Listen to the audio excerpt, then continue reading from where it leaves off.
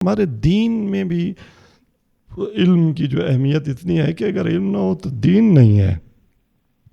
المحجۃ البیضاء میں حضرت امیر سے یہ جو فرمان نقل ہوا ہے، آپ نے فرمایا ایھا الناس اعلموا ان کمال الدین طلب العلم.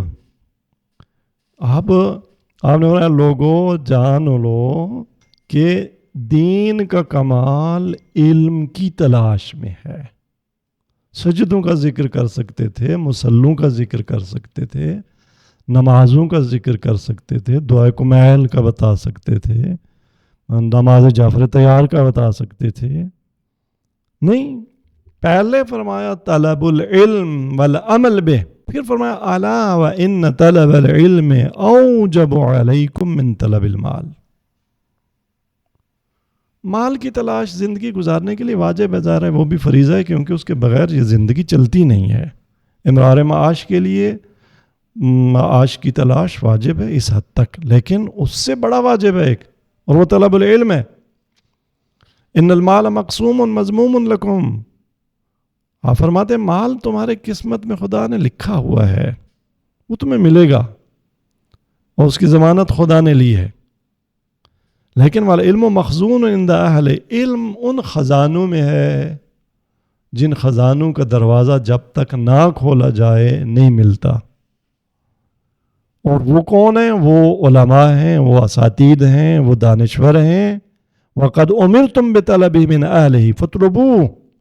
تمہیں حکم دیا گیا ہے کہ علماء سے علم حاصل کرو، تو حاصل کرو.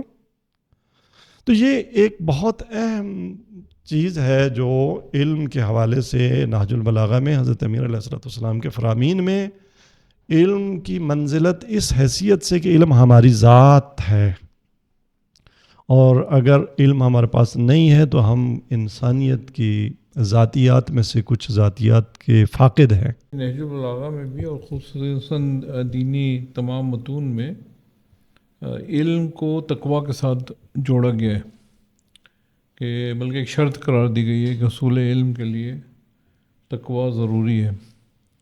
جبکہ ہم معاشرے میں یہ دیکھتے ہیں، تاریخ میں بھی، کہ جس کو ہم تقویٰ کہتے ہیں اس طرح کے لوگ نہیں ہوتے، لیکن پھر بھی وہ عالم بھی ہوتے ہیں اور کافی ان کے پاس علم بھی ہوتا ہے، اور انہوں نے علم میں کنٹریبیوشن بھی کی ہوتی ہے. تو اس میں یہ سمجھنے کی ضرورت ہے، مثلا آپ اس میں تھوڑا وضاحت بھی کیجئے کہ یا تو ہمارا تقویٰ کی ڈیفینیشن ہمارے غلط ہے یا علم کی ڈیفینیشن غلط ہے، چونکہ یہ مقولہ تو میرا خیال ہے درست ہی ہے کہ تقویٰ اور علم کا آپس میں گہرا تعلق ہے. تو اس پہ کچھ اگر آپ فرما سکیں. جی، ایک بہت ہی بنیادی ایشو کی طرف اشارہ فرمایا ہے برادر بزرگاہ امتیاز بھائی نے، اور اتفاق سے ایک دن پہلے میرے اپنے ایک ایم فل کے اسٹوڈنٹ کے ساتھ بحث ہو رہی تھی، اور اس کا سٹریس تھا اس بات پر کہ آغا نہیں، بس انسان اصل تقویٰ ہے، انسان کو متقی ہونا چاہیے. اور وہ بات تو خیر تھوڑی سی ایک لحاظ سے فلسفے اور تقوی کے پہ ہو رہی تھی، لیکن فلسفہ بھی ایک علم ہے نا، ہم اس کا جو بھی نام رکھیں، علم کی جتنی بھی شاخیں اور شعبے ہیں، ان اٹس نیچر تو علم ہی ہے نا. تو علم اصل میں تقابل علم اور تقوی کا یہ کیا جاتا ہے. تو یہاں پہ بہت یہ اہم بات ہے، لیکن تھوڑا سا ہمیں توجہ اس بات پہ دینی ہے کہ تقویٰ آیا علم کے حصول کا ذریعہ قرار دیا گیا ہے یا منزل، یا نہیں کوئی تیسری شق ہے. اگر ہم قرآنی آیات و روایات کو دیکھیں تو تقوی اور علم کا جو تعلق ہمیں نظر آتا ہے، وہ ایک ٹرمینالوجی ہے، معذرت کے ساتھ سم ٹائمز ہمیں استعمال کرنا پڑتی ہے.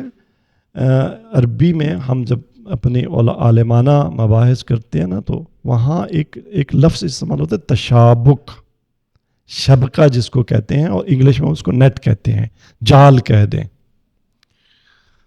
جال کیا ہوتا ہے؟ جال میں ہر ڈوری دوسری ڈوری کے ساتھ تنی ہوئی ہوتی ہے اور بندھی ہوئی ہوتی ہے. نہیں نیٹ کی کسی جال کی اگر آپ ایک ڈوری ہلائیں تو باقی ڈوریاں بھی ہلیں گی. ان کا ربط ہے زنجیر کی کڑیوں کی طرح اور حلقوں کی طرح. تو کچھ فیکٹس کائنات کے ایسے ہیں کہ وہ آپس میں متشابک ہیں, یعنی وہ ان کا آپس میں نیٹ ورک جیسے ہم کہتے ہیں نا, وہ ایک نیٹ کی صورت میں ہے. تقوی اور علم ایک نیٹ تشکیل دیتے ہیں. تقوی کو کی رسی کو ہلائیں گے, اس کی کنڈی کو ہلائیں گے تو علم کی کنڈی ہلے گی, علم کی کنڈی کو ہلائیں گے تو تقوی کی کنڈی ہلے گی. اور ان میں ایک بڑھے گا تو الٹیمیٹلی دوسرا بڑھے گا, اور دوسرا نہیں بڑھ رہا تو سمجھے پہلا نہیں بڑھا. یعنی اگر علم بڑھ رہا ہے اور تقوی نہیں بڑھ رہا تو اس علم کو روایات میں جہل کہا گیا ہے. یعنی جہل کے مصادیق میں, روایات میں, ائمہ تارین کی روایات میں اس علم کو جہل کہا گیا ہے جس علم کے ساتھ عمل نہ ہو, تقوی نہ آئے, اسے لا علم کہا گیا ہے. اور وہ تقوی جو آپ کی بصیرت کو نہ بڑھائے, اسے چکی کے گدھے کہ وہ جو چکر کاٹنے ہیں اسے وہ چکر گدھے کے چکر اور گدھے کی آنکھوں پہ پٹی باندھ کے صبح سے شام تک اس کو چلائیں, اور اس کی وہ موومنٹ ہے گدھے کی موومنٹ, اگر بصیرت نہیں بڑھ رہی تو. لہٰذا ان دونوں کا آپس میں گہرا تعلق ہے. علم تقوی کا موجب بنتا ہے. اچھا, اور پھر یہ تکرار نہیں ہے, سرکل نہیں ہے. جیسے ایک معروف قول ہے ایران کے ایک معروف شہید جو صدر بنے ابتدا میں اور شہید ہوئے, مجھے اس وقت شہید رجائی ہیں ظاہراً اس طرح سے, کہ ان کا ہے یا شہید بہشتی کا قول ہے نماز کے بارے میں کہ نماز تکرار نہیں ہے, نماز پرواز ہے. یعنی ہم جب نماز صبح پڑھی, پھر وہی ظہرین میں پڑھی, پھر وہی مغربین میں پڑھی, وہی الحمدللہ رب العالمین نہیں.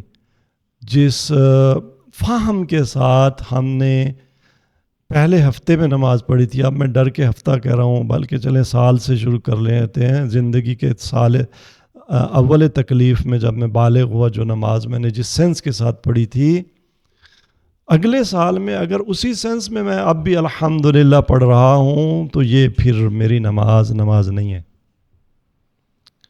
یا شہید بہشتی یا شہید رجائی کسی شہید کے الفاظ میں, آپ نے زینے نہیں طے کیے, ایک ہی سیڑھی پہ کھڑے ہو کے وہیں پہ آپ نا ایک ٹانگ اٹھاتے ہیں, پھر دوسری رکھ دیتے ہیں, دوسری اٹھاتے ہیں اور پہلی رکھ دیتے ہیں.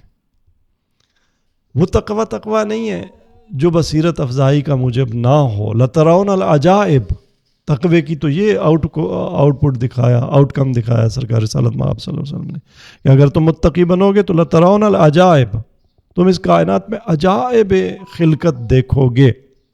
لیکن اگر میں دیوار کے اس پار بھی نہیں دیکھ پاتا, اور میں ایک چھوٹے سے چھوٹے مسئلے کو بھی نہیں حل کر سکتا, ساری رات مسئلے پہ گزار دیتا ہوں, تو یہ میرا تقوی نہیں ہے, کیونکہ میری علم کی افزائش کا موجب نہیں بن رہا. بس تقوی علم اگر ایجاد کرے تو تقوی کی ارزش ہے, علم اگر تقوی ایجاد کرے تو علم کی ارزش ہے. وہ علم ویلیویبل ہے جو تقوی لے آئے, اور وہ تقوی ویلیویبل ہے جو علم لے آئے. تو گویا یہ ایک حقیقت کے دو چہرے ہیں. اس کو ایک طرف سے دیکھیں تو علم ہے, دوسری طرف سے دیکھیں تو تقوی ہے, اور یہ ایک ساتھ بڑھتے ہیں. اگر ایک بڑھ رہا ہے دوسرا نہیں بڑھ رہا تو سمجھے پہلا بھی نہیں بڑھ رہا.